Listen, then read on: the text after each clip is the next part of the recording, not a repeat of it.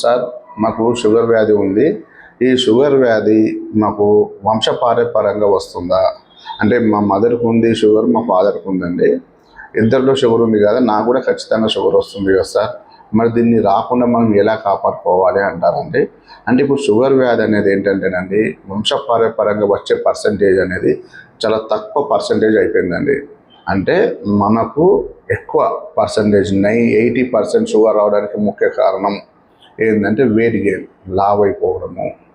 ఇంకోటి టెన్షన్ వల్ల, అంటే మనం ఇప్పుడు ఉన్న లైఫ్ స్టైల్ మెయింటైన్ చేయకపోవడం వల్ల, అంటే సెడెంటరీ లైఫ్, ఎక్కువసేపు కూర్చొని పని చేస్తుంటారు కదండి, అలాంటి వాళ్ళలో, అంటే అబ్డామినల్ ఫ్యాట్ ఎక్కువ పెరిగిపోయిన వాళ్ళలో, పొట్ట పెరిగిపోయిన వాళ్ళలో, ఇలాంటి వాళ్ళలో, అలాగే ఎక్కువ ప్రతి విషయానికి టెన్షన్ పడడము, స్ట్రెస్ గురైపోవడము, ఎక్కువ ఆలోచించడము, ఇలాంటి కారణాల వల్లనే షుగర్ రావడానికి చాలా ఆస్కారం ఉందండి.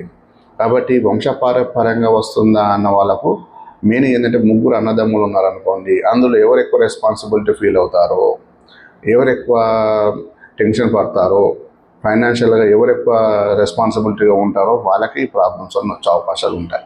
ఎందుకంటే టెన్షన్ స్ట్రెస్ రిలేటెడ్ ఉంటుంది కాబట్టి మేజర్గా అవి తగ్గించుకోండి వీలైనంత వరకు. అప్పుడే మీకు షుగర్ రాకుండా ఉంటుందండి. ఫాదర్కున్న మదర్కున్న మీరు ఫస్ట్ రిలీఫ్గా ఉంటే, టెన్షన్ లేకుండా ఉంటే మీకు షుగర్ అనేది రాకుండా ఉంటుంది.